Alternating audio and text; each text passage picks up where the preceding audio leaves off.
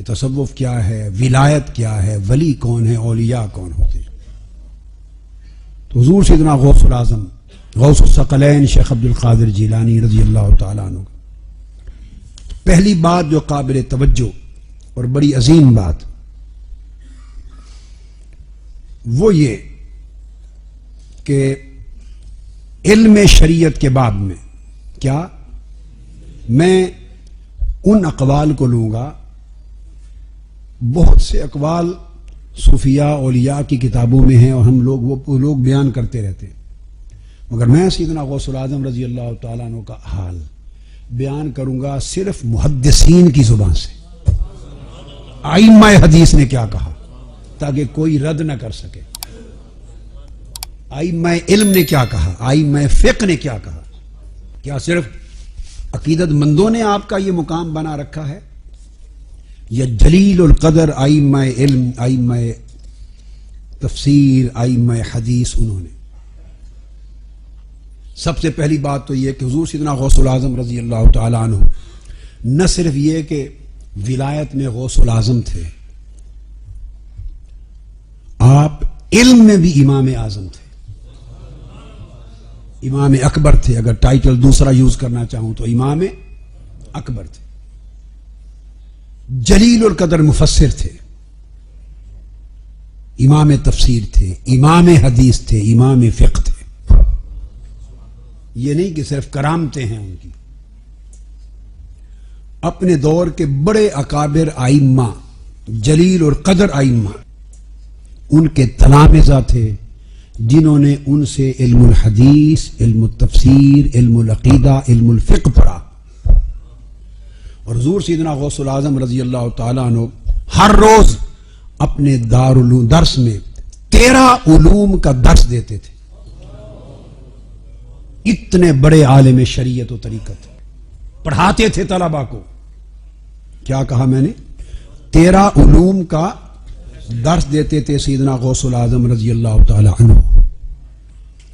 اور آپ کا جو دارالعلوم تھا، مدرسہ، حضور غوث العظم رضی اللہ تعالی عنہ کا بغداد میں حضرت شیخ حماد دباس کا قائم کردہ تھا، جو انہوں نے آپ کو منتقل کیا۔ آپ کے مدرسہ سے علم تفسیر، حدیث، فقہ، عقیدہ، تصوف، علوم معرفت اور نحو و صرف، تمام علوم اور فتویٰ، 13 علوم اور فنون پڑھاتے۔ ہر سال 3000 طلباء جید عالم اور محدث بن کے فارغ التحصیل ہوتے تھے۔ میں چند آج وہ باتیں کروں گا جو شاید پہلے کبھی آپ نے نہ سنی ہو۔ مجھے اندازہ ہے کہ کیا بیان کیا جاتا ہے اور کیا نہیں۔ جو کیا جاتا ہے وہ چھوڑتا جاؤں گا، جو بیان کیا جاتا ہے وہ آپ کو زندگی گزر گئی سنتے ہوئے۔ میں کروں گا تو ریپیٹ ہی ہوگی نا، ٹھیک ہے۔ انداز بیان کا ہر ایک کا اپنا الگ الگ ہوتا ہے، مگر میں ریپیٹیشن نہیں چاہتا۔ وہ جگہ وہ ایریاز بتاؤں جو بیان نہیں کیے گئے بالعموم۔ آج تک آپ اس بات سے آگاہ ہوئے کہ اس امت پر کتنا بڑا احسان ہے سیدنا غوث العظم رضی اللہ تعالیٰ عنہ کا۔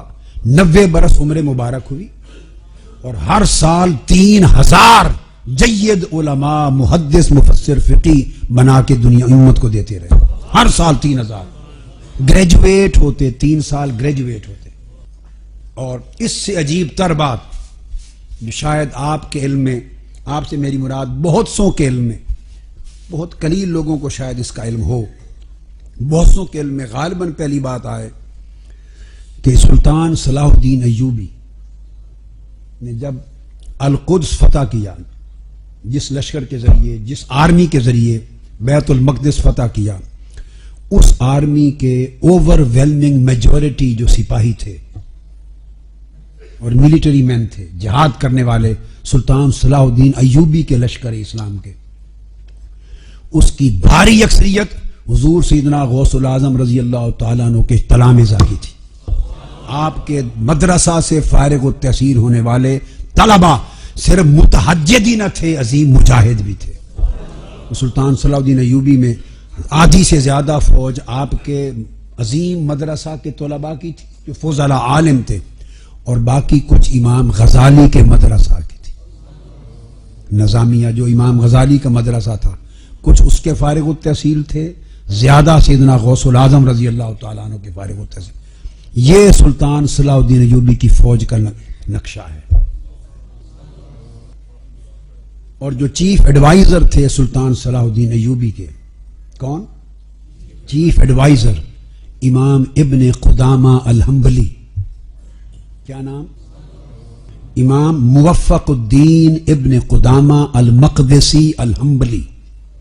مقدس، بیت المقدس کے تھے وہ. سلطان صلاح الدین ایوبی کے چیف ایڈوائزر تھے. یہ حضور سیدنا غوث العظم رضی اللہ تعالیٰ عنہ کے شاگرد اور خلیفہ ہیں براہ راست.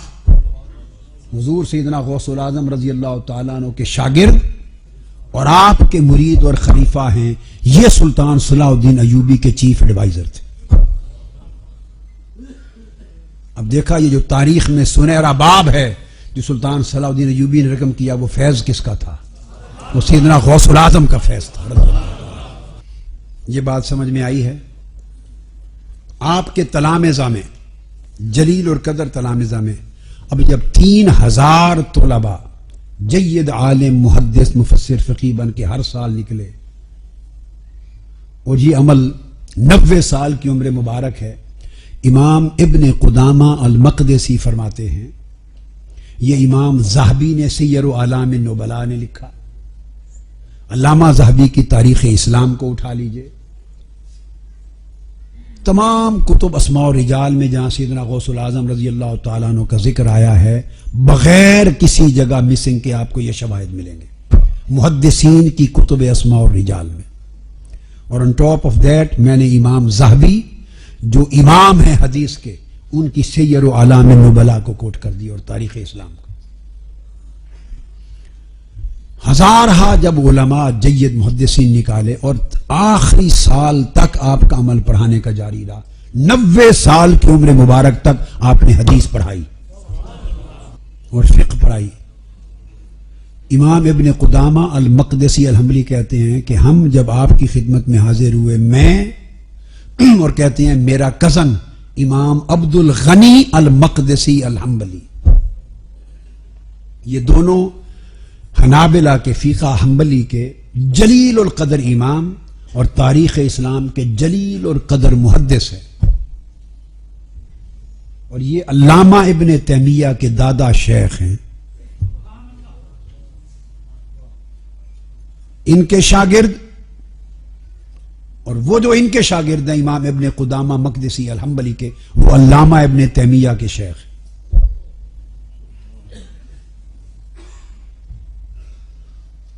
علامہ ابن تیمیہ کے بعض عقائد کے بعض معاملات میں انتہا پسندی آ گئی، مگر مجموعی طور پہ لوگ سمجھتے ہیں کہ وہ منکر تصوف تھے. لوگ کیا سمجھتے ہیں؟ منکر تصوف تھے. غلط ہے. ان کے بعض معاملات میں ان کی تشریحات و تعبیرات انتہا پسندانہ تھی جن سے ہمیں اختلاف ہے، مگر مجموعی طور پہ وہ منکر تصوف نہ تھے. وہ تصوف کے قائل تھے، تصوف پر ان کا عقیدہ تھا، متصوف تھے، اولیاء صوفیاء کی عقیدت مند تھے، اور طریقہ قادریہ میں بیعت تھے. طریقہ قادریہ میں بیعت. اور اس سے بڑھ کے اور ثبوت کیا ہوگا کہ آپ حیران ہوں گے کہ علامہ ابن تیمیہ کی جب ڈیتھ ہوئی تو وہاں دمشق میں ایک مقبرہ تھا جو وقف تھا صوفیاء کے لیے. اس کو مقبرۃ الصوفیہ کہتے ہیں. مقابر الصوفیہ. کیا؟ مقابر الصوفیہ. یہ بات جو اب کہنے لگا ہوں اس کو امام ابن کثیر نے بیان کیا البدایہ والنہایہ میں. اس کو امام ابن حجر اسقلانی نے بیان کیا الدرر الکامنہ میں. اس کو امام ذہبی نے العبر میں بیان کیا. کل محدثین جنہوں نے علامہ ابن تیمیہ کے احوال لکھے، ساروں نے بلا اختلاف اس کو بیان کیا. اس پر کوئی اختلاف نہیں. مقابر الصوفیہ، دمشق میں قبرستان تھا صرف صوفیاء کرام کے لیے وقف، صرف صوفیاء کرام کے لیے. وہاں دیگر علماء کی تدفین نہیں ہوتی تھی، وہ الگ مقابر تھے. علامہ ابن تیمیہ کی جب ڈیتھ ہوئی تو حسب وصیت ان کو مقابر صوفیہ میں دفن کیا گیا. آج کے دن تک قبر مقابر صوفیہ میں ہے. پھر آگے ان کے بیٹے کی ڈیتھ ہوئی، مقابر صوفیہ میں دفن ہوئے.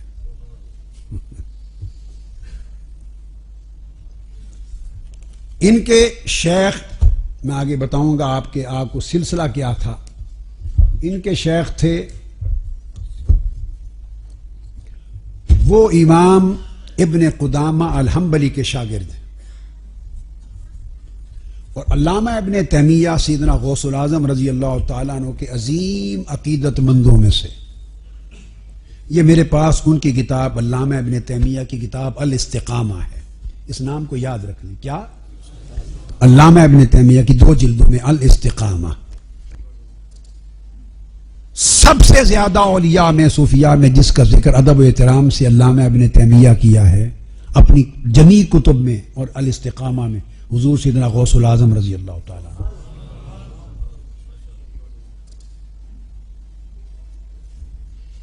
اور بعض لوگ یہ سمجھتے ہیں کہ یہ کتب، یہ ابدال، یہ غوث، یہ ٹائٹل ہمارے من گھڑت ہیں. یہ اکابر علماء محدثین اس کو مانتے نہیں تھے. اب علامہ ابن تیمیہ نے جو سیدنا غوث العظم کا ذکر کیا، نام لکھا، وہ نام وہ کہتے ہیں ان شیخ علی بن ادرائیس. شیخ یحییٰ بن یوسف السرسری روایت کرتے ہیں اپنے شیخ علی بن ادرائیس سے. وہ بیان کرتے ہیں انہ سأل قطب العارفین ابا محمد عبد القادر بن عبداللہ الجیلی، کہ میں نے قطب العارفین، سارے عارفوں کے اولیاء کے قطب سیدنا شیخ عبد القادر الجیلانی سے سوال کیا. اس طرح وہ ذکر کرتے ہیں. باقی کسی صوفی کا اور اولیاء میں سے کسی کے ٹائٹل کے ساتھ بیان نہیں کرتے. مثلا لکھیں گے ناقل الشیخ شہاب الدین ابو حفص عمر بن محمد السہروردی. اب بات کو سمجھے نا. جس کا بھی ذکر کریں گے کہیں گے ناقل ابو القاسم القشیری، ناقل ابو عبد الرحمن السلمی، ناقل البشر الحافی، قال الحارث المحاسبی، قال الجنید البغدادی. مگر سیدنا غوث العظم رضی اللہ تعالیٰ عنہ کی بات آئے، یا شیخ لکھیں گے یا قطب العارفین لکھیں گے اور ٹائٹل کے ساتھ لکھیں گے. اب میں اس کا سلسلہ بتاتا ہوں. وہ ایک واقعہ بیان کیا ہے سیدنا غوث العظم رضی اللہ تعالیٰ عنہ کی کرامت بیان کی ہے. آپ کا کشف اور کرامت کس نے؟ علامہ ابن تیمیہ نے بیان کی. اس کتاب الاستقامہ، اس کے صفحہ 78 پر کرامت بیان کرتے ہیں. وہ کہتے ہیں کہ امام شہاب الدین سہروردی نے بیان کیا، نقل کیا. اور دوسرا یہ ایک خود لکھا اور فرماتے پھر لکھتے ہیں علامہ ابن تیمیہ کہ مجھے میرے شیخ عز الدین عبداللہ بن احمد عمر الفاروسی نے روایت کیا. 2 سندیں بیان کرتے ہیں. ایک کرتے ہیں سند ہے جو واقع آگے آ رہا ہے، کہتے ہیں اس کی ایک سند ہے کہ حضرت شیخ شہاب الدین عمر سہروردی نے خود لکھا اپنے قلم سے. دوسری سند علامہ ابن تیمیہ کہتے ہیں کہ مجھے میرے شیخ عز الدین عبداللہ بن احمد عمر الفاروسی نے بیان کیا. اور عز الدین عمر الفاروسی جو ہیں تیسری سند بیان کرتے ہیں کہ میں نے تیسرا طریق یہ واقعہ ہاتھ کا لکھا ہوا اپنے شیخ موفق الدین ابی محمد بن قدامہ المقدسی سے سنا.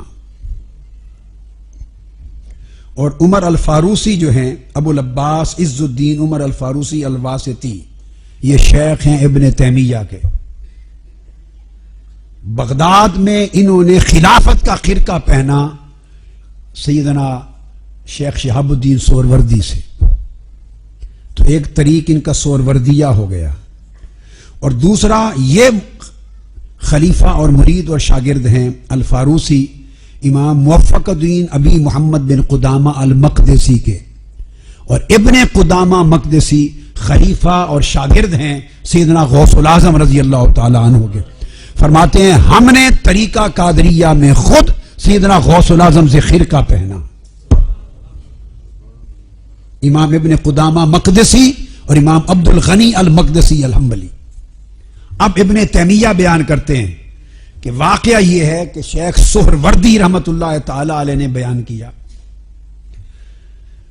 کہ میرا ارادہ تھا جب میں کتب پڑھ چکا، علوم کی نوجوان تھا، 14 15 16 سال عمر تھی، تو میں علم کلام پڑھنا چاہتا تھا، فلسفہ، علم کلام، منطق، یہ مختلف فنون ہیں، اور میں متردد تھا۔ یہ سیدنا شیخ شہاب الدین عمر سہروردی فرماتے کہ میں کون سی کتاب پڑھوں، امام الحرمین الجوینی ان کی کتاب الارشاد پڑھوں یا امام شہرستانی کی کتاب نہایت الاقدام پڑھوں۔ میں کلیئر نہیں تھا کہ کون سی کتاب پڑھوں، یا اپنے شیخ ابو النجیب سہروردی ان کے چچا شیخ تھے، ان کی کتاب پڑھوں۔ تو میں اس کنفیوژن میں میرے شیخ امام نجیب الدین سہروردی، ابو النجیب سہروردی، مجھے لے کر سیدنا غوث الاعظم کی بارگاہ میں حاضر ہوئے۔ یہ کون کہہ رہے ہیں؟ شیخ شہاب الدین سہروردی۔ اور اس کو روایت کون کر رہا ہے؟ علامہ ابن تیمیہ روایت کر رہے ہیں، کتاب الاستقامہ۔ میں حضور سیدنا غوث الاعظم کے ساتھ گیا، وکانہ یصلی بجنب شیخ عبد القادر، میرے چچا اور میرے شیخ حضرت ابو النجیب سہروردی حضور غوث پاک رضی اللہ تعالیٰ عنہ کی بارگاہ میں جا کر اپنے وقت کے کامل اقطاب میں سے تھے، اولیاء سے، مگر نماز حضور غوث پاک کی ابتدا میں جا پڑھتے۔ تو میرے شیخ مجھے وہاں لے گئے، اور خیال تھا کہ نماز سے فارغ ہو کر جب مجلس ہوگی تو ہم آپ سے عرض کریں گے اور رہنمائی لیں گے، جو فرمائیں گے وہ کتاب میں شروع کروں گا۔ اس خیال سے گئے۔ ابھی ہم گئے تھے، نہ نماز ابھی ہوئی تھی نہ مجلس ہوئی تھی، خیال دل میں تھا۔ فرما رہے ہیں فالتفت الشیخ عبد القادر، مجھے دیکھتے ہی میری طرف سیدنا غوث الاعظم رضی اللہ تعالیٰ عنہ متوجہ ہوئے، وقال علی یا عمر ما ہوا من زاد القبر وما ہوا من زاد القبر، جو کتابیں تم پڑھنے کا ارادہ رکھتے ہو یہ قبر میں کام نہیں آئیں گی۔ جو علم کلام کی کتابیں، منطق، فلسفہ کلام کی تم پڑھنے کا ارادہ رکھتے ہو، پوچھنے آئے ہو، یہ قبر میں کام نہیں آئیں گی، قبر میں کام نہیں آئیں گی۔ فرجعت عن ذلک، میں سمجھ گیا کہ حضور غوث پاک کو کشف ہو گیا ہے اور میرے قلب کا حال جان کر ہدایت کر دی، تو میں نے رجوع کر کے توبہ کر لی۔ اس کے بعد علامہ ابن تیمیہ کے لفظ لکھتے ہیں ان الشیخ کاشفہ بما کان فی قلبہ، جو ان کے دل میں تھا شیخ عبد القادر جیلانی کو اس کا کشف ہو گیا۔ اب یہ بات سمجھیں آپ، یہ شیخ عبد القادر جیلانی رضی اللہ تعالیٰ عنہ پر علامہ ابن تیمیہ کا ریفرنس دیا میں نے۔ اس پائے کے لوگ آپ کے تلامذہ، تو آپ کے تلامذہ میں جیسے میں نے آپ کو عرض کیا بڑے بڑے جلیل القدر ہستیاں تھیں آپ کے تلامذہ میں، جن میں امام ابن قدامہ المقدسی کا میں نے آپ کو نام لیا، پھر اسی طرح امام ابراہیم بن عبد الواحد المقدسی الحنبلی، وہ آپ کے تلامذہ میں، پھر امام عبد المنعم بن علی الحرانی آپ کے تلامذہ میں، پھر امام عمر بن مسعود محدث البزاز آپ کے شاگرد، امام مکی بن ابو عثمان السعدی آپ کے شاگرد، امام یوسف بن مظفر العقولی آپ کے شاگرد۔ یہ جلیل اور قدر محدث ہیں تاریخ اسلام کے، محدث ہیں جلیل اور قدر تاریخ اسلام کے۔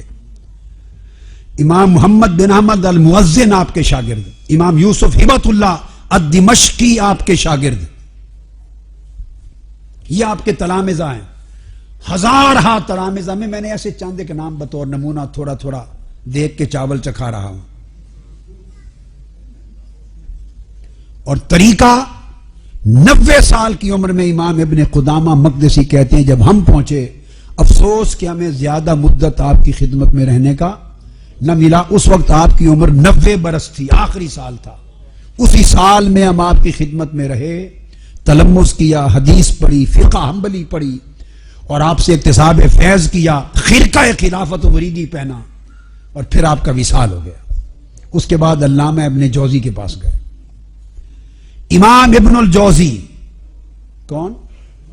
امام زہبی کو پڑھیے، امام تادیبی کو پڑھیے، اکابر ائمہ۔ امام ابن جوزی اس پائے کے لوگ کتنے بڑے محدث ہیں، اگر آپ کو اس علم سے شغف ہے، بعض لوگوں کو، اور علماء تو جانتے ہیں، صاحب صفت الصفوہ اور اصول حدیث کے امام ہیں، محدث ہیں۔ بہت اونچے پائے کے. ابن الجوزی جیسے محدثین اور ائمہ سیدنا غوث العظم رضی اللہ تعالیٰ عنہ کی مجلس میں بیٹھ کے آپ سے تلمذ کرتے. 70,000 حاضرین آپ کی مجلس میں ایک وقت میں بیٹھتے. 70,000. اور امام ابن حجر عسقلانی فرماتے ہیں, انہوں نے کتاب لکھی ہے امام حافظ ابن حجر عسقلانی نے مناقب الشیخ عبد القادر جیلانی پر. آپ اندازہ کیجئے, وہ لکھتے ہیں کہ 70,000 کا مجمع ہوتا, لاؤڈ سپیکر نہیں تھے. اگر لاؤڈ سپیکر نہ ہو اور میں یہاں بیٹھ کر گفتگو کروں, خطاب کروں, تو شاید اس مجلس کی آخری صف کے لوگ میری آواز نہ سنیں. حافظ ابن حجر عسقلانی فرماتے ہیں کہ جو آواز 70,000 کے اجتماع میں پہلی صف کے لوگ سنتے, اتنی آواز 70,000 کے اجتماع کی آخری صف سنتے. امام ابن الجوزی حضور سیدنا غوث العظم رضی اللہ تعالیٰ عنہ کی مجلس میں ان 70,000 سامعین میں کتنے ہزارہ محدثین بیٹھتے تھے, کتنے ائمہ فقہ بیٹھتے تھے, کتنے فقہا, کتنے محدث, کتنے متکلم, کتنے نحوی, کتنے فلسفی, کتنے مفسر بیٹھتے تھے. جہاں ابن الجوزی جیسے لوگ عام سامعین میں بیٹھ کے استفادہ کرتے ہیں. سیدنا غوث العظم رضی اللہ تعالیٰ کی مجلس میں امام ابن الجوزی پہنچے. آپ نے قرآن مجید کی ایک آیت تلاوت کی اور ان کے ساتھ ایک اور امام بیٹھے, آیت تلاوت کی اور آپ نے اس کی ایک تفسیر بیان کی. جب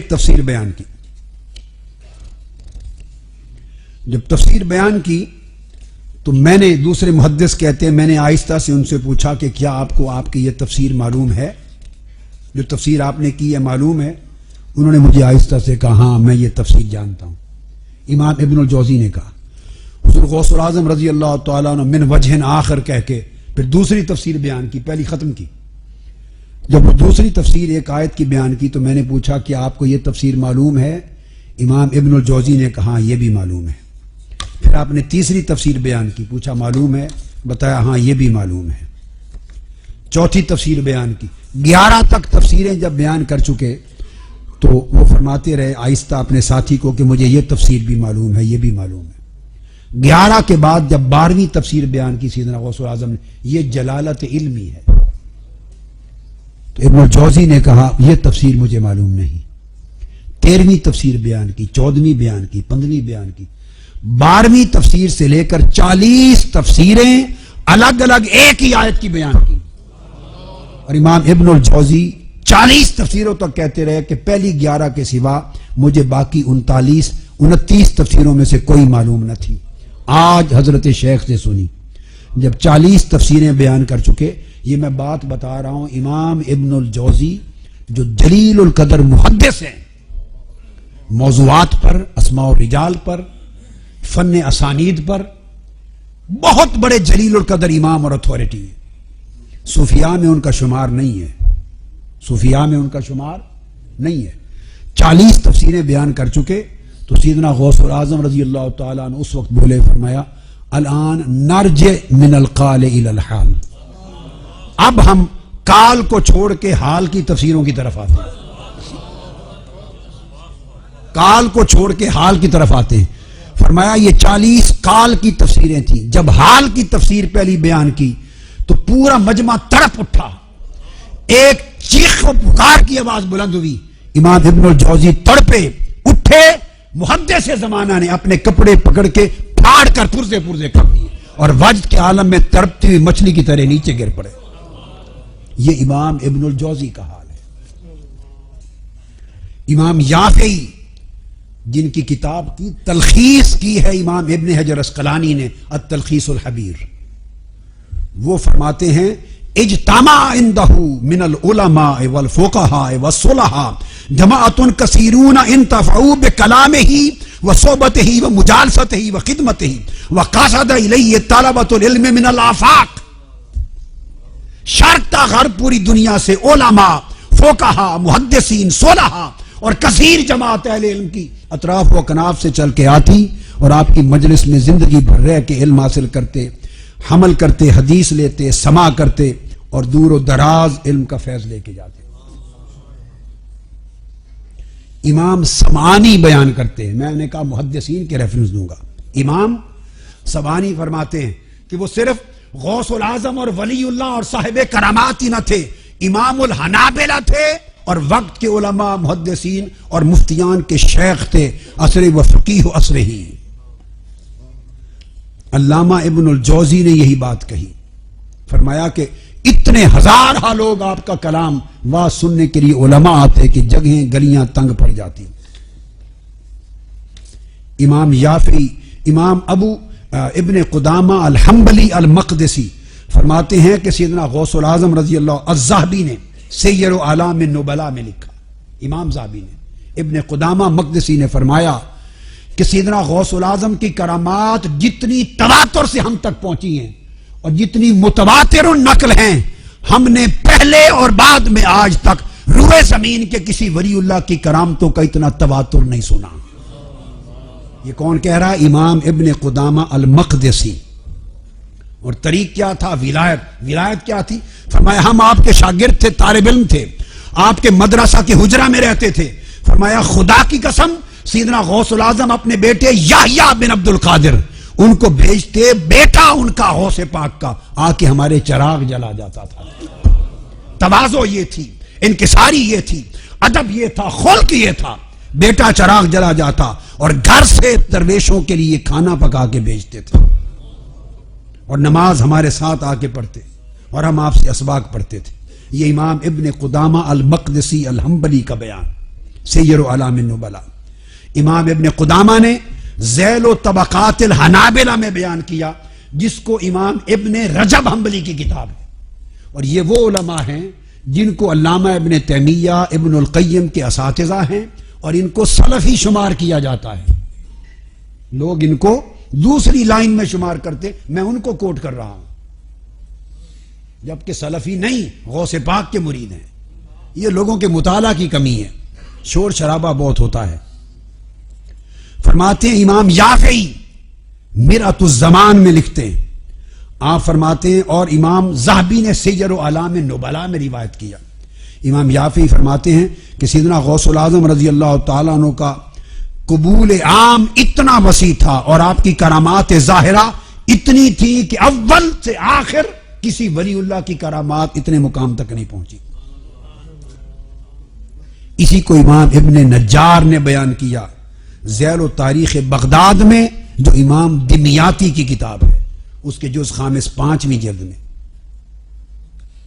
علامہ ابن تیمیہ نے کہا کان شیخ عبد القادر الجیلی اعظم مشائخ زمانہم امنا بالتزام الشرع والامر والنہی وتقدیمہ علی الذوق والقدر ومن اعظم المشائخ امنا بترک الہواء والارادۃ النفسیہ۔ اعظم اولیاء اور مشائخ میں سے تھے۔ امام یافعی نے شعر لکھا، امام یافعی محدث ہیں، حافظ ابن حجر اسقلانی ان کی کتب کی تلخیص کرتے ہیں، فقہ شافعی میں امام ہیں، فقہ شافعی میں امام، وہ لکھتے ہیں، ان کا شعر کوٹ کر رہا ہوں، مرۃ الجنان امام شافعی کی کتاب سے، فرماتے ہیں حضور غوث پاک کی شان میں غوث الورا، غیث الندى، نور الہدى، بدر الدجا، شمس الضحی، بل انور۔ آج بعض لوگ نادانی میں سمجھتے ہیں کہ آپ غوث العظم کہتے ہیں تو یہ ناجائز ہے، غوث اللہ کے سوا کوئی نہیں ہوتا۔ یہ امام محدث اور فقہا اور امام فقہ ان کو غوث کہتے رہے۔ غوث الورا ساری خلق کے غوث، غیث الندى، نور الہدى، بدر الجدا، شمس الضحی، بل انور، یہ ان کی عقیدتیں تھیں۔ حافظ ابن کثیر معروف علامہ ابن تیمیہ کے شاگرد، حافظ ابن کثیر بیان کرتے ہیں اپنی کتاب البدایہ والنہایہ 12 جلد صفحہ 252 پر، کہتے ہیں حضور غوث العظم سے خلق خدا نے اتنا کثیر نفع کیا جو ذکر سے باہر ہے۔ اور پھر فرماتے ہیں آپ کے احوال صالحہ تھے اور مکاشفات و کرامات کثیرہ تھی۔ یہ حافظ ابن کثیر نے بیان کیا البدایہ والنہایہ میں۔ اور امام ابن رجب الحنبلی، امام، ان کو بھی وہ پوری سلفیہ لائن کا امام سمجھا جاتا ہے۔ ابن رجب الحنبلی نے کہا ذیل و طبقات الحنابلہ، ابن رجب حنبلی کی کتاب، فرماتے ہیں کہ سیدنا غوث العظم کان هو الزاہد شیخ العصر قدوۃ العارفین و سلطان المشائخ و سید اہل الطریقہ محی الدین ابو محمد صاحب المقامات والکرامات والعلوم والمعارف والاحوال المشہورہ۔ یہ صرف نام کے القاب ہے، یہ ان کے مقامات۔ پھر امام ذہبی خود جو جلیل القدر محدث ہیں سیر اعلام النبلاء میں، اس میں بیان کرتے ہیں سیدنا غوث العظم شیخ عبد القادر جیلانی کے ترجمہ میں، فرماتے ہیں کہ لیس فی کبار المشائخ من لہ احوال و کرامات اکثر من الشیخ عبد القادر الجیلانی۔ فرمایا کہ کبار مشائخ اور اولیاء میں کوئی شخص ایسا نہیں ہوا اول یا آخر جس کی کرامتیں شیخ عبد القادر جیلانی سے بڑھ کر ہوں۔ یہ امام ذہبی سیر اعلام النبلاء کوٹ اس لیے کر، ایک تو پتہ چلے کہ وہ کرامتوں کو ماننے والے تھے، کل امام اولیاء کو ماننے والے تھے، سیدنا غوث العظم کے کتنی عقیدت مند تھے، اور کیا مراتب جو آپ کہتے ہیں یہ کو آپ نے یا اعلیٰ حضرت نے یا ہم نے نہیں گھڑ لیا، یہ کل حدیث فقہ تفسیر اور عقیدہ کے امام امت مسلمہ کے 900 سال سے یہ کہتے چلے آئے ہیں ان کی شان میں۔ پھر جلیل القدر امام شافعی مذہب میں امام عبدالعزیز بن عبدالسلام الفقی، جس کو کہتے امام العز بن عبدالسلام، فقہ شافعی کے بہت بڑے امام، اتھارٹی ہیں۔ آپ سعودی عرب میں بھی ان کا نام لیں، حجت ہے، کوئی دم نہیں مار سکتا۔ یہ سب میں جتنی اتھارٹیز کوٹ کر رہا ہوں یہ وہ لوگ ہیں۔ امام العز بن عبدالسلام، ان کا قول جس کو امام ذہبی نے سیر و اعلام النبلاء میں لیا، فرماتے ہیں یقول ما نقلت الینا کرامات احد بالتواتر الا بالشیخ شیخ عبد القادر الجیلانی۔ فرمایا آج تک اولیاء کرام کی پوری صف میں کسی ولی کی کرامتیں تواتر کے ساتھ اتنی منقول نہیں ہوئی جتنی شیخ عبد القادر الجیلانی۔ اور امام عز بن عبدالسلام کہتے ہیں اس پر اجماع ہے، اس پر اجماع ہے۔ جلیل القدر اولیاء آپ کی بارگاہ میں حاضر ہوتے، جلیل القدر اولیاء اور صلحاء حاضر ہوتے آپ کی خدمت میں، تائب ہوتے، بیان کرتے امام ابو البقاء بیان کرتے ہیں کہ میں نے یحییٰ بن نجاح الادیب النحوی، امام نحو تھے یحییٰ بن نجاح، ان سے سنا، انہوں نے کہا کہ میں حضرت شیخ عبد القادر جیلانی کی مجلس میں گیا، وہ نحو کے اور ادب کے امام تھے اپنے وقت کے، شعر کے، شعر ادب بلاغت کے امام تھے اور نحو کے، تو شعر ان کا ملکہ تھا۔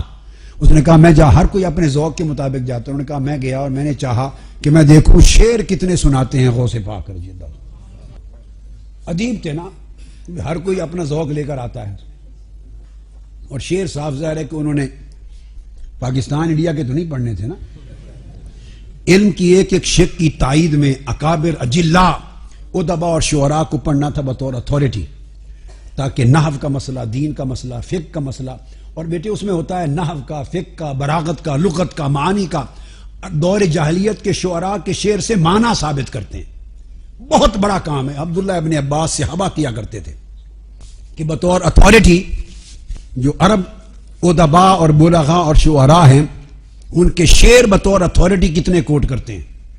یہ امام نحو و ادب یحییٰ بن نجاح الادیب بیان کرتے ہیں کہ میں آپ کی مجلس میں گیا تو میں نے کہا کہ میں گنتا ہوں، اور کہنے کہ میں دھاگا لے گیا ساتھ، چونکہ ہاتھ تو ایسے کرتا کرتا پھر بھول جاؤں گا،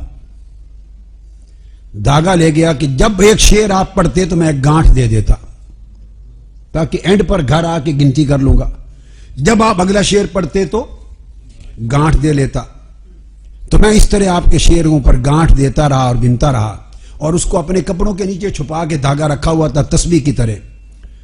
آخر پہ بیٹھا تھا، جب میں نے کافی گانٹھیں دے دیں تو سیدنا غوث العظم رضی اللہ تعالیٰ عنہ میری طرف متوجہ ہوئے، 70,000 کے اجتماع ہیں، ممبر پہ کھڑے ہیں، متوجہ ہوئے مجھے دیکھ کے فرمایا انا احلو وانت تاقد، میں گانٹھیں کھولتا ہوں اور تم گانٹھیں باندھتے ہو۔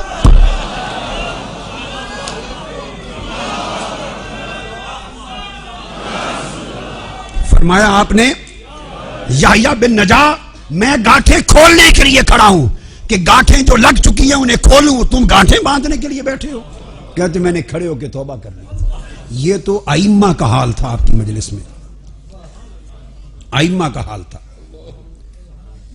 پھر امام الحافظ عبد الغنی المقدسی بیان کرتے ہیں، اس کو بھی جو میں نے کوٹ کیا امام ذہبی کا حوالہ ہے، سید اعلام النبلاء۔ امام مقدسی بیان کرتے ہیں، حافظ عبد الغنی المقدسی، یہ کزن ہیں امام ابن قدامہ مقدسی کے، فرماتے ہیں ہم دونوں نے اکٹھا تلمس کیا اور خرقہ پہنا، اور وہ فرماتے ہیں سمیت ابا محمد بن الخشاب النحوی، میں نے نحو کے امام جو اس وقت اس دور کے بغداد کے نحو کے امام تھے، جب آپ پڑھتے ہیں نا کتب نحو کی اور کتب تو بغدادیون کا یہ قول ہے نحو میں، بصریون کا یہ قول ہے، کوفیون کا، یہ اتھارٹیز کے سینٹر تھے علم کے۔ تو یہ ابو محمد بن خشاب نحوی تھے، بہت بڑے امام، کہتے ہیں کہ میں نحو کا امام تھا تو میں ان کی تعریف بڑی سنتا تھا سیدنا غوث الاعظم کی، مگر کبھی گیا نہیں ان کی مجلس میں۔ نحوی لوگ ہیں، اپنے کام میں لگے رہتے ہیں، ضرب یضرب میں لگے رہتے ہیں، ایک ہی ضرب آتی ہے، دوسری ضرب سے دلچسپی نہیں ہوتی، ضرب قلب سے۔ ایک دن کہتے ہیں حضرت تو یومن مجلس ہو، ایک دن خیال آیا آج جاؤ یار سنیں تو صحیح شیخ عبد القادر جیلانی کیا کہتے ہیں۔ مجلس میں بیٹھ گئے، فرمایا لم استحسن کلامہ، میں نحوی تھا، اپنے فن میں گھمنڈ تھا، مجھے ان کا کلام کوئی بہت عظیم الشان نہیں لگا، وہ نحوی امام کہتے ہیں، بہت پسند نہیں آیا۔ تو میں نے دل میں کہا وقلت فی نفسی دا الیوم منی، آج کا دن میں نے ضائع کر دیا، بہت عظیم کلام نہیں لگا، میں نے سمجھا کہ آج کا دن ضائع کر دیا۔ اتنا خیال دل میں آنا تھا مجلس میں۔ منبر پر دوران خطاب سیدنا غوث الاعظم رضی اللہ تعالیٰ عنہ بولے مجھے مخاطب ہو کر تفضل النحو علی مجالس الذکر، فرمانے لگے کہ اے محمد بن خشاب نحوی تم اپنی نحو کو خدا کے ذکر کی مجلسوں پر ترجیح دیتے ہو؟ آؤ جس سیبوے کے پیچھے تم پھرتے ہو، سیبوے امام نحو ہوا ہے، ان کی الکتاب ہے نحو کی بہت بڑی کتاب سیبوے، جس سیبوے کے پیچھے تم پھرتے ہو ہم نے وہ سارے گزارے ہوئے ہیں، آؤ ہمارے قدموں میں بیٹھو تمہیں نحو بھی سکھا دیں گے۔ امام محمد بن خشاب نحوی کہتے ہیں کہ میں تائب ہو گیا، آپ کی مجلس میں گیا اور سالہ سال گزارے، خدا کی قسم نحو میں وہ ملکہ نصیب ہوا جو بڑے بڑے ائمہ نحو کی کتابوں سے نہ مل سکا تھا۔ یعنی یہ میں چند چیدہ چیزیں آپ کے لیے کوٹ کر رہا ہوں۔ اسی طرح امام یافعی، اب وہ کوٹ کر رہا ہوں جو عام صوفیاء نے نہیں لکھی ہیں، انہوں نے تو لکھی ہیں، مگر جو ائمہ حدیث، ائمہ جرح و تعدیل، ائمہ فقہ، محدثین اور فقہاء لکھتے رہے ہیں، جن کو بڑے بڑے اکابر ائمہ اتھارٹی سمجھتے ہیں، وہ امام یافعی الشافعی لکھتے ہیں کہ سیدنا غوث پاک رضی اللہ تعالیٰ عنہ کی کرامات کا وہ تواتر ہے، فرماتے ہیں کہ یہ تواتر آفاق میں اتفاق ہے، اس پر اجماع ہے، اس پر انکار کسی نے نہیں کیا۔ فرماتے ہیں ان میں سے ایک یہ ہے کہ امام ابو الحسن علی بن یوسف بن جریر الشافعی اللخمی روایت کرتے ہیں، مناقب شیخ عبد القادر جیلانی میں 5 الگ طرق کے ساتھ اسانید کے ساتھ بیان کرتے ہیں۔ فرماتے ہیں جاءت امرأۃ بولدها الى الشیخ عبد القادر الجیلانی فقالت له یا سید انی رأیت قلب ابنی هذا شدید التعلق به، ایک خاتون آئی اپنے بیٹے کو لے کر، کہا کہ حضور میرے بیٹے کو آپ سے بڑی محبت ہے۔ یہ اب امام یافعی الشافعی لکھ رہے ہیں، اس کو ملا علی قاری نے بھی بیان کیا، دیگر ائمہ نے بھی بیان کیا، اور امام ذہبی نے اس کو امرۃ الجنان میں بیان کیا امام شافعی نے۔ آپ سے بڑی محبت ہے تو میں نے چاہا کہ آپ کی مجلس میں اسے چھوڑ جاؤں درویش کے طور پہ، تاکہ آپ سے سیکھے اور آپ کا شاگرد بنے اور کچھ معرفت لے۔ چلی گئی، کچھ عرصے کے بعد ایک زمانہ گزار کے ماں بیٹے کو ملنے آئی، اس نے آ کے دیکھا اپنے بیٹے کو، وہ سلوک اور طریقت میں راستہ طے کر رہا تھا، دیکھا اس کے چہرے کا رنگ زرد تھا، نحیف تھا، کمزور تھا، اور بھوک اور فاقے کے آثار نمایاں تھے، اور دیکھا کہ روکھی جو کی روٹی کھا رہا تھا بیٹا۔ تو اسی طرح ہی سفر ہوتا ہے نا، روکھی جو کی روٹی کھا رہا تھا. ماں تھی، ماں تو ماں ہوتی ہے، اس سے رہا نہ کہ اس نے کہ کیا فقر اور کیا طریقت، بیٹا بھوک سے مر گیا میرا. وہ غصے میں آ گئی. فداخلت الى الشیخ فوجدت بین یدیہ اناء طعام فی عظام دجاجہ. حضور غوث پاک کی بارگاہ میں گئی، ادھر دیکھا آپ مرغی کھا رہے تھے، سالن مرغے کا تھا، اور کھا کے ہڈیاں پھینک رہے تھے، ایک جگہ ہڈیاں جمع تھی. اب ماں اور پارا اور چڑھ گیا اور کہنے لگی یا سیدی تاکل لحم الدجاج و یاکل ابنی خبز الشعیر. اے سرکار آپ مرغیاں کھائیں اور میرا بیٹا روکھی جو کی روٹی کھائے، یہ کہاں کا سلوک ہے؟ فرمایا بیٹھ جاؤ مائی. جب کھانے سے فارغ ہوئے تو ہڈیاں جمع تھیں. اب یہ امام یافعی الشافعی لکھ رہے ہیں، میں کسی صوفی کا روایت نہیں دے رہا، میرۃ الجنان اٹھا کے دیکھیے. فرمایا آپ نے ہڈیوں کو کمی باذن اللہ الذی یحیی العظام وہی رمیم فقامت دجاجۃ سویۃ. آپ نے ہڈیوں سے کہا کہ ہڈیوں دوبارہ مرغا بن کے کھڑی ہو جاؤ. دیکھتے دیکھتے مرغی زندہ ہو کر کھڑی ہو گئی. آپ نے فرمایا فقال الشیخ اذا صار ابنک ہکذا فیاکل ما شاء. تیرا بیٹا جب اس مقام پہ پہنچ جائے گا تو پھر جو چاہے کھاتا پی رہے.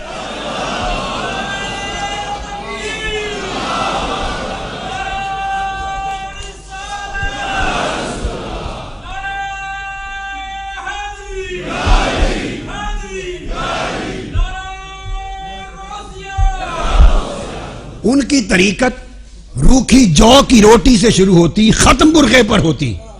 ہمارے دور کی طریقت شروع بھی روٹی سے ہوتی ہے، مرغی سے ہوتی ہے، ختم بکرے پر سجی پر ہوتی ہے.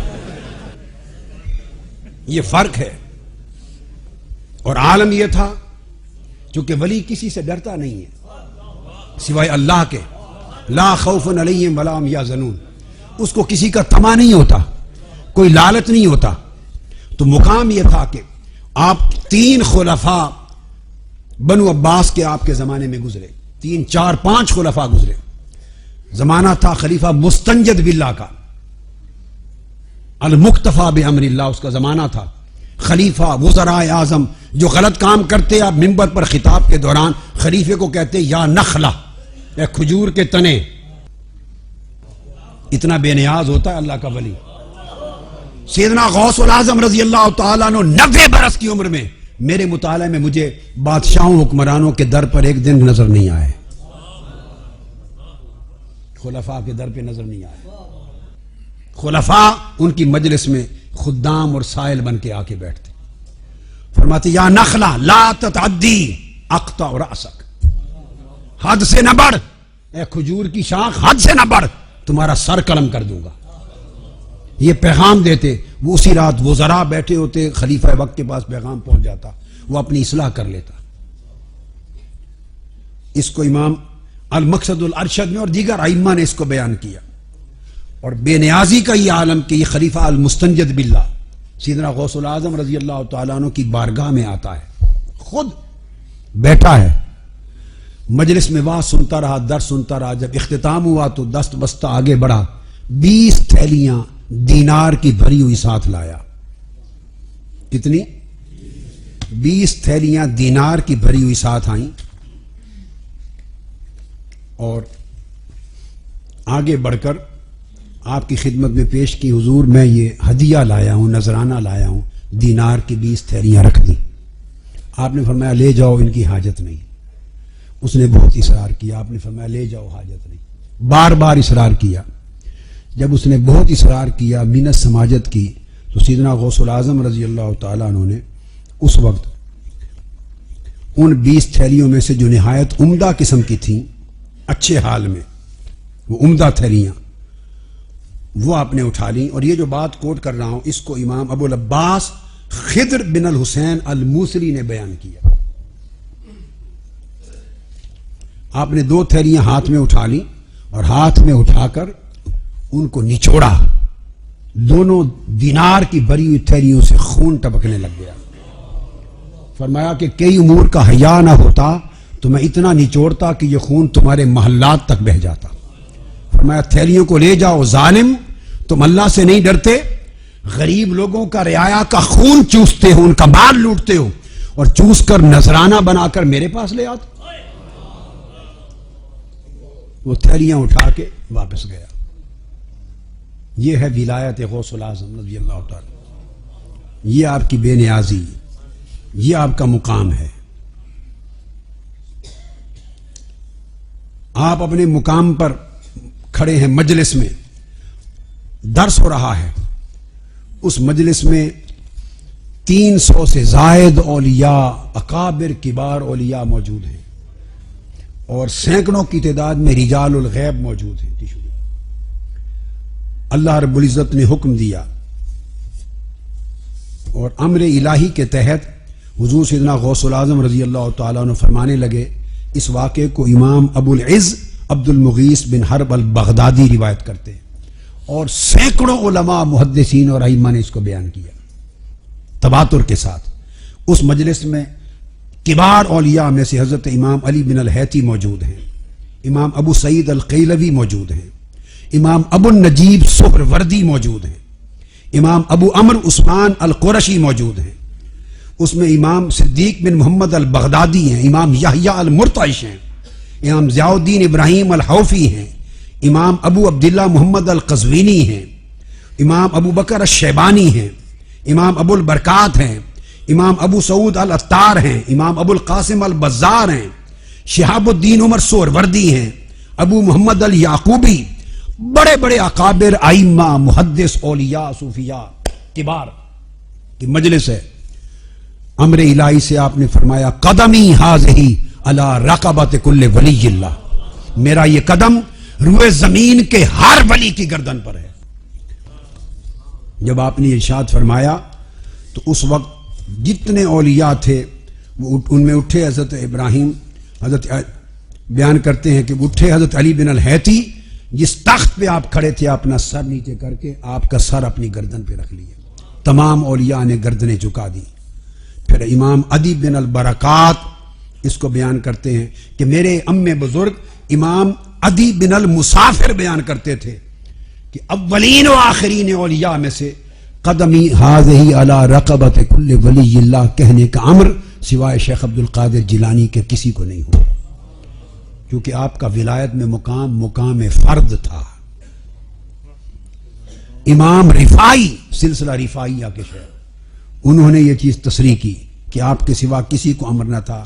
اور جب آپ نے یہ فرمایا تو عام امر الہی سے فرما رہے تھے، اور اشارہ اس امر کی طرف تھا کہ کثرت کرامات میں آپ کا کوئی ثانی نہیں، اور آپ کے طریق سے ہٹ کر کسی شخص کو ولایت نصیب نہیں ہو سکتی. کل اولیاء کے طرق اور کل اولیاء کے سلاسل، جتنے طرق اور سلاسل تھے اولیاء کے، وہ سارے سیدنا غوث الاعظم رضی اللہ تعالیٰ عنہ کے فیض سے فیضیاب ہوئے. ایک عجیب بات بتا رہا ہوں، کل طرق حضور سیدنا غوث الاعظم رضی اللہ تعالیٰ عنہ سے فیضیاب ہو کر روشن ہوئے. بہت بڑا نامور طریق جو آپ کے زمانے میں تھا، بغداد میں امام شہاب الدین عمر سہروردی رضی اللہ تعالیٰ عنہ کا، اسی طریق سے حضرت شیخ سعدی ہیں. انہی کے خلفاء میں حضرت غوث زکریا بہاؤالدین ملتانی ہیں، شاہ رکن عالم ہیں. یہ حضرت شیخ شہاب الدین سہروردی رضی اللہ تعالیٰ عنہ. اب ان کا طریق یہ حضور سیدنا غوث الاعظم کے فیض یافتہ شہاب الدین عمر سہروردی. واقعہ میں نے بیان کر دیا. ابو النجیب ضیاء الدین عبد القاہر سہروردی البغدادی ان کے شیخ تھے جو ان کو لے گئے. انہوں نے براہ راست حضور غوث پاک سے فیض لیا. آپ نے آپ سے امتحان لیا، علم کلام کا اور فنون کا رجحان تھا. آپ نے اپنا دست یکدست ان کے سینے پر رکھا، حضرت شیخ شہاب الدین سہروردی کے سینے پر. نوجوان تھے، 15 برس عمر تھی. فرمایا بیٹے اس سوال کا جواب دو. وہ سارا علم لوح قلب سے مٹ گیا تھا، کوئی جواب نہ آیا. پریشان ہو گئے کہ میرا تو پڑھا لکھا سارا گیا. مسکرا پڑے، دوبارہ دست مبارک رکھا. فرمایا جو علم کارآمد نہ تھا اس کو ہم نے مٹا دیا، اب تمہارے دل کی تختی پہ کارآمد علم رقم کر دیا ہے. اور فرمایا کہ شہاب الدین سہروردی اپنے وقت میں ستارہ بن کے بغداد پہ چمکے گا. وہ فیض براہ راست آپ نے حضور سیدنا غوث الاعظم رضی اللہ تعالیٰ عنہ سے لیا. تو یہ سلسلہ سہروردیہ ڈائریکٹلی سیدنا غوث الاعظم کے فیض سے بنا. اس میں درمیان میں کوئی اور واسطہ براہ راست ان سے. ایک بڑا نامور سلسلہ عالم عرب میں ہے دسوقیہ. نام سنا ہے آپ نے؟ دسوقی سیدنا شیخ ابراہیم الدسوقی الحسینی مصر کے 4 کتبوں میں سے جو غوث ہوئے ہیں، 4 غوث مصر کی تاریخ میں، ان میں سے ایک غوث ہے شیخ ابراہیم الدسوقی. عرب جائیں تو عرب دنیا میں دسوقی اولیاء صوفیاء بڑے ملتے ہیں. شیخ ابراہیم الدسوقی، یہ سلسلہ دسوقیہ حضور غوث العظم کے فیض سے روشن ہوا، اس لیے کہ انہوں نے شیخ ابراہیم الدسوقی کے شیخ ہیں امام نجم الدین محمود الاصفہانی، اور ان کے شیخ ہیں امام نور الدین عبد الصمد النظری، ان کے شیخ ہیں امام نجیب الدین علی الطرازی، ان کے شیخ ہیں القطب شہاب الدین عمر سہروردی، ان کے شیخ ہیں سیدنا غوث العظم شیخ عبد القادر جیلانی. میں آپ کو پوری سند دے رہا ہوں تحقیق کے ساتھ. تو سلسلہ دسوق، اب لوگ آج کل دسوقی سلسلے کے لوگوں کو علم نہیں ہے کہ وہ غوث پاک کے طریقہ کی ایک شاخ ہے، چونکہ مطالعہ نہیں. کیا؟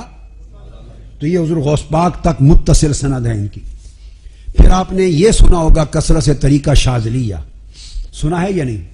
طریقہ شاذلیہ سیدنا غوث العظم رضی اللہ تعالیٰ عنہ کے فیض سے اس کا چراغ روشن ہے. امام ابو الحسن الشاذلی عالم عرب میں کثرت کے ساتھ طریقہ شاذلیہ پایا جاتا، یہ قادریہ کی شاخ. امام ابو الحسن الشاذلی، ان کے شیخ ہیں امام عبد السلام بن مشیش المغربی، مغرب سے.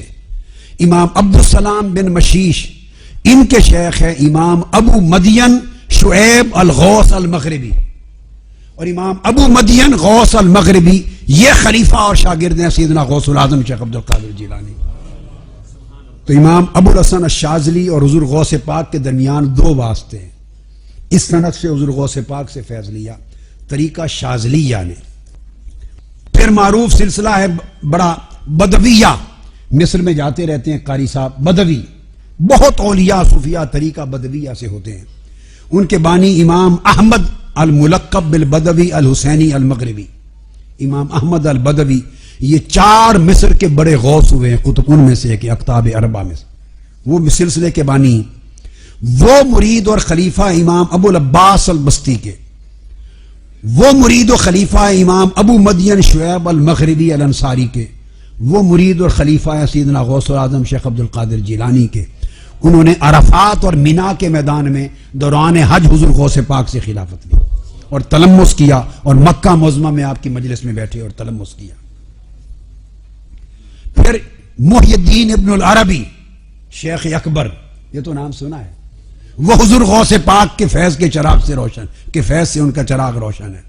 اس کو طریقہ حاتمیہ کہتے ہیں. شیخ اکبر، شیخ اکبر رضی اللہ تعالی عنہ، وہ انہوں نے فیض لیا امام جمال الدین یونس بن یحییٰ العباسی سے، الہاشمی العباسی. ان کے شیخ امام جمال الدین یونس بن یحییٰ الہاشمی العباسی، اور یہ الہاشمی العباسی یہ مکہ معظمہ میں ان کو خلافت اور فیض ملا. انہوں نے خرقہ پہنا سیدنا غوث العظم شیخ عبد القادر جیلانی سے. ایک شیخ کے واسطے سے شیخ اکبر حضور غوث پاک کے خلیفہ اور مرید ہے. پھر طریقہ نقشبندیہ، یہ بھی ایک نئی معلومات ہوں آپ میں سے بہت لوگوں کے لیے. طریقہ نقشبندیہ میں حضرت شاہ نقشبند سیدنا بہاؤالدین محمد نقشبند رضی اللہ تعالی عنہ، مجھے آپ کے مزار اقدس پر سمرقند میں حاضری کا شرف نصیب ہوا، اور شیخ سید کلال کے مزار پر بھی جو ان کے شیخ حضرت شاہ بہاؤالدین محمد نقشبند رضی اللہ تعالی عنہ، ان کے شیخ ہیں حضرت سید عبد الوہاب، ان کے شیخ ہیں سید شرف القتال، ان کے شیخ ہیں حضور غوث پاک کے صاحبزادے سیدنا شیخ عبد الرزاق الجیلانی، ان کے شیخ ہیں سرکار غوث العظم شیخ عبد القادر جیلانی. ایک طریقہ ان کا الگ سند ہے، ایک طریق میں ان کی سند حضور غوث پاک کے اکتساب فیض سے. پھر سناتا ہوں شیخ حضرت بہاؤالدین محمد شاہ نقشبند رضی اللہ تعالیٰ عنہ، وہ اخذ عن الشیخ سید عبد الوہاب، وہ اخذ عن الشیخ سید شرف القتال، وہ اخذ عن الحافظ الامام عبد الرزاق الجیلانی، وہ اخذ عن والدہ سیدنا الغوث العظم شیخ عبد القادر الجیلانی، یہ ان کی سند ہے۔